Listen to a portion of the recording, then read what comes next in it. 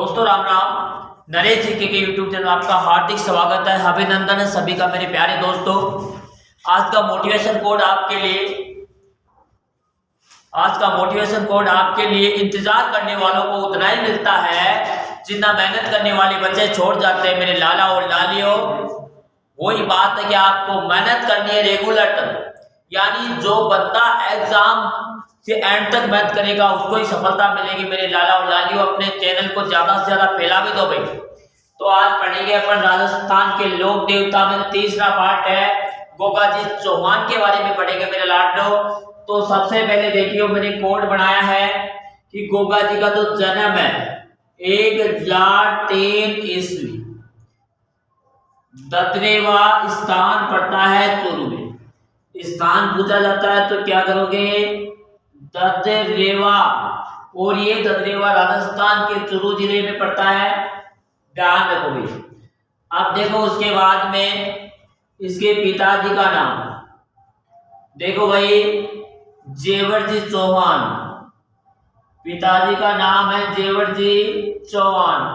दोस्तों माता की बात करते हैं तो माता का नाम है बाचल दे। बाचल दे, देखो बाचल और काचल दो बहनें थी, यानी काचल इसकी मौसी थी गोगा जी की। गोगा जी की मौसी का नाम देखो भाई काचल, काचल दे, यह आप ध्यान रखोगे। अब उसके बाद में देखो दोस्तों बात आती है कि गोगा जी के गुरु का नाम देखो गोरखनाथ। गुरु का नाम क्या है मेरे शेर नहीं हो, गोरखनाथ गुरु का नाम है। उसके बाद देखो पत्नी का नाम देखो, छोरो पढ़ाई करो, पढ़ाई कर भाई गुरुगन चलो। और गुरुगन कराए ना तो घरवाला सगाई पताई करती, और सगाई पताई करे थाने पत्ता ब्याह कर दियो। ब्याह करे बाद पत्नी आ गई, लाडवा की भी सोना बाबू आ गई। देखो पत्नी का नाम है केवल देव, ये ध्यान रखोगे आप ऐसे केस दोस्तों। उसके बाद है इसकी घोड़ी या घोड़ा। घोड़ी या घोड़ा देखो एक वाहन जरूर होता है, कोई भी लोक देवता हो उसका एक वाहन जरूर होगा, ये आप विशेष ध्यान रखोगे मेरे शेर सैनियो। तो देखिए नीली घोड़ी, नीली घोड़ी, और इसी नीली घोड़ी को गोगा बप्पा के नाम से जाना गया था। इसी नीली घोड़ी को गोगा बप्पा के नाम से जाना गया। अब देखो बात करते हैं इनके जो थान होते हैं, वो थान किस वृक्ष के नीचे होते हैं। देखो खेजड़ी के नीचे इसके थान होते हैं। थान देखो खेजड़ी वृक्ष के नीचे होते हैं, नीचे होते हैं।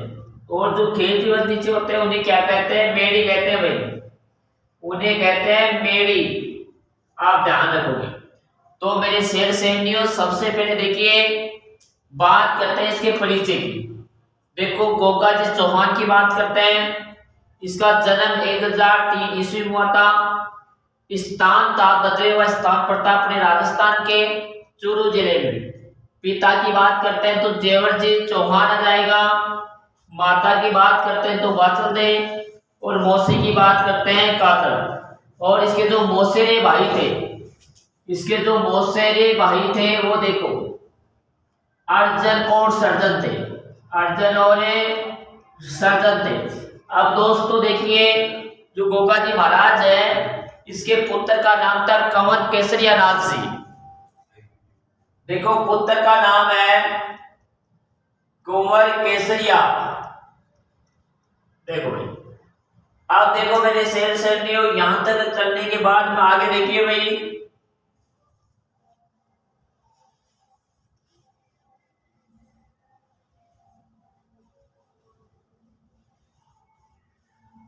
देखो परिचय हो गया। परिचय के बाद में उपनाम कि गोगा जी चौहान ने अपने जीवन में क्या क्या अच्छे कार्य किए, कैसे उन्नति प्राप्त की, कैसे गो देवता के रूप में पूजे गए। अब आगे बढ़ते हैं अपन। तो देखो गोगा जी के उपनाम देखो भाई, सबसे पहला उपनाम है इसे गोरक्षक कहते हैं। इसे क्या कहते हैं मेरे शेर से नियो, गोरक्षक। सेकंड उपनाम है इसे सांपों का देवता कहते हैं, सांपों का देवता। तीसरा इसका उपनाम है नागों का देवता, नागों का देवता भी इसे कहते हैं दोस्तों। उसके कहते हैं तो नंबर 4 जिंदा पीर। जिंदा पीर या जहां पीर। जहां पीर, देखो जिंदा पीर और जहां पीर की उपाधि दी थी तो मोहम्मद गजनवी ने दी थी, क्योंकि उससे युद्ध किया था और युद्ध करते हुए सिर अलग कट गया था और जो धड़ अलग जाके गिरा था।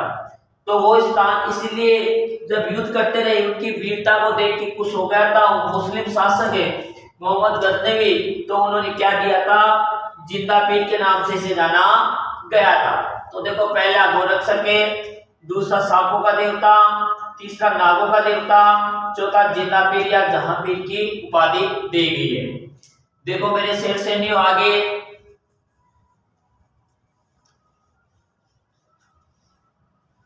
उसके बाद देखो भाई, देखो यहाँ ये जो मंदिर बना हुआ है, ये जो आपको मंदिर दिखाई दे रहा है,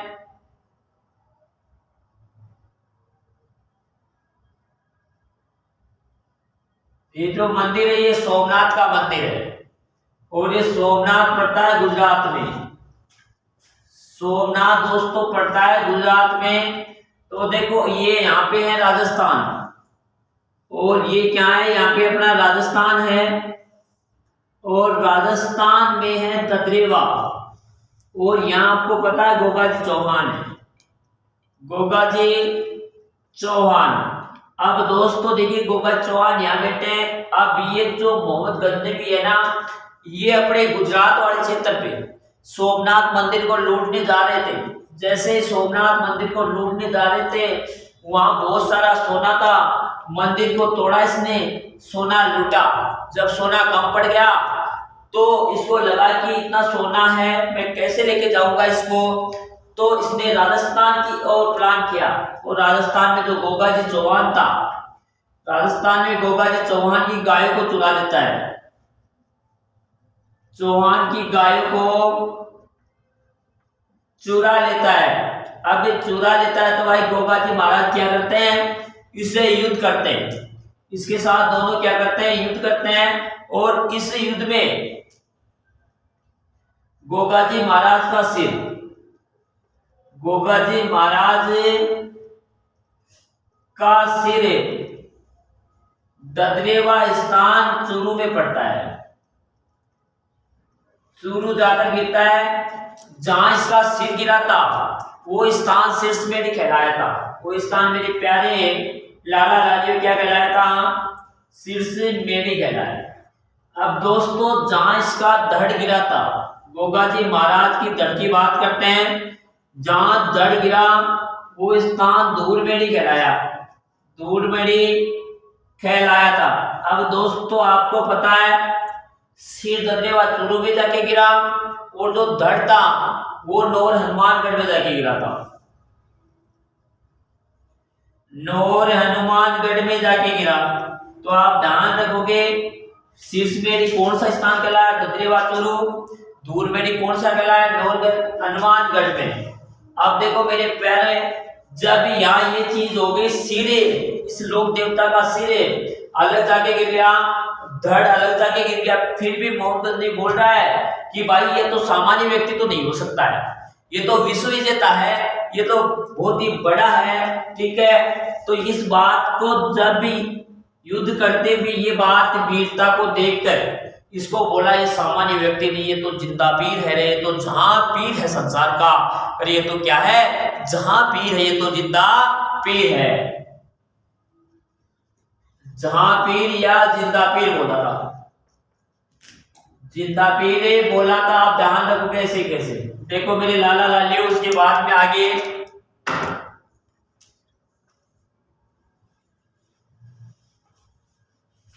उसके जैसे बाद देखो भाई, तो उसके मंदिर की बात करते हैं। इसका जो पहला मंदिर है वो देखो ददरेवा स्थान पड़ता है चूरू में। सेकेंड मंदिर है नौर हनुमानगढ़ में, नौर हनुमानगढ़ में। तीसरो उसके बाद में एक छोटी झोपड़ी नमा मंदिर, झोपड़ी नुमा मंदिर की बात करते हैं। यह किलोरियों की रानी सांचौर, किलोरियों की रानी सांचौर में है। दोस्तों देखिए इसका जो मंदिर है वो मंदिर देखते हैं। ये जो मंदिर बना हुआ है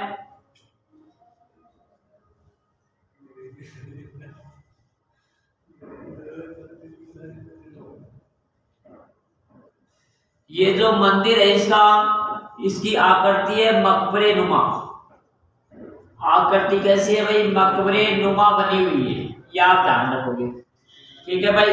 इसी आकृति प्रवेश द्वार पर बिस्मिल्लाह शब्द लिखा हुआ है। बिस्मिल्लाह शब्द लिखा हुआ है, यह आप ध्यान रखोगे। अब देखो मेरे शेरों, यानी इस मंदिर के अंदर एक महीना पुजारी हिंदू होता है, 11 महीना कौन होता है? मुस्लिम होता है। यानी इस मंदिर में पुजारी एक माह है तो हिंदू होगा, और जो हिंदू महीना होगा भाद्रपद का महीना, भाद्रपद का महीना होगा, और 11 महीना इसमें मुस्लिम पुजारी होता है। मुस्लिम पुजारी होता है, उसे चाइल कहते हैं। उसे क्या कहते हैं दोस्तों? चाइल कहते हैं। आप देखो, आपको पता है जहां मंदिर बना दिया गया वहां मेला जरूर पड़ेगा। जहां मंदिर बना दिया गया वहां मेला जरूर पड़ेगा। तो नौर हनुमानगढ़ में मेला लगता है भाद्रपद कृष्ण नवमी को मेला बढ़ता है बड़ी धूमधाम से। आप ये ध्यान रखोगे, इसका मेला कब बढ़ता है? भाद्रपद कृष्ण नवमी को मेला बढ़ता है। और गोगा जी की झोपड़ी नुमा किलोरियों की रानी सांचौर में है, और इस मंदिर का निर्माण राजा राम कुंवार ने करवाया था। इसे मंदिर का निर्माण राजा राम कुमार ने करवाया था। ये आप ध्यान रखोगे कैसे कैसे दोस्तों। उसके बाद देखो भाई,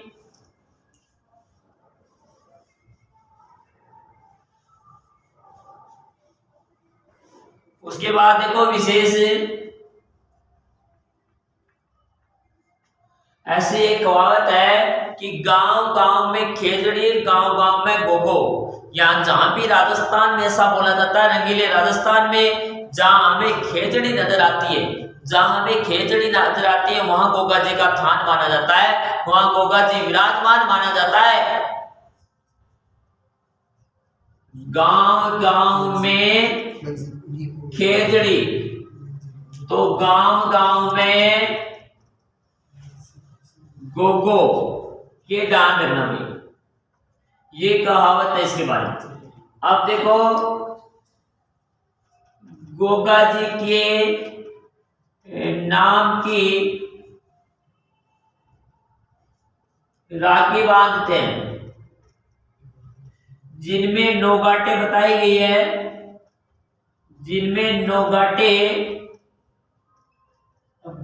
गई है, दोस्तों ये ध्यान रखोगे। ठीक है। उसे देखो, जब गोगा जी हल जोतने से पहले जो राखी बांधी जाती है उसे गोगा राखड़ी कहते हैं। हल व हाली पर राखी बांधी जाती है, उसे गोगा राखड़ी कहते हैं। ये आप ध्यान रखोगे ऐसे कैसे बात में बिल्कुल ही ध्यान रखोगे, मेरे शेर नहीं हो। और देखो दोस्तों, ऐसा माना जाता है कि गोगा जी की नई शादी हुई थी। जब गोगा जी की नई शादी हुई थी तो शादी होते मैडम को जैसे ही घर लेके आए थे, और घर लेने के बाद जब शादी के 2 दिन की बात है तो एक सर्प ने डस लिया था। जैसे एक सर्प ने डसा था, और सर्प को डसने बाद गोगा जी ने बोला कि मेरी नई शादी हुई है, मेरी मैडम को सर्प ने डस लिया, ये भगवान इसको कैसे बचाया जाए। तो गोगा जी बड़े क्रोधित हो जाते हैं। गोगा जी क्रोधित हो गए और बोले, जितने भी सर्प है संसार में, जितने भी सर्प है ना, उनका वजूद मिटा दूंगा, उनको इस दुनिया से खत्म कर दूंगा। तो एक गोगा जी महाराज ने कड़ावा लिया था, भाई उस कड़ावा में तेल डाला था। जैसे उसमें तेल डाला, जितने भी सर्प है उन सर्प को उसमें उड़ेल रहे थे। तो इधर से नाग देवता प्रकट होते हैं। बोले महाराज क्या कर रहे हो आप? बोले महाराज क्या कर रहे हो आप? ये बोले सर्पों के मारे जीवों को। बोले बात यह होनी चाहिए कि मेरी अभी शादी हुई थी, कई दिनों से ताबा बेटी शादी की, और शादी होता है मेरी मैडम ने सर्प ने डस लिया, तो क्या कर सकता हूँ? तो नाग देवता बोला कोई बात नहीं, मैं तेरी जो मैडम है केवल दे, इनको मैं ठीक कर देता हूँ। अब देखो मैं केवल देखो, ये नाग देवता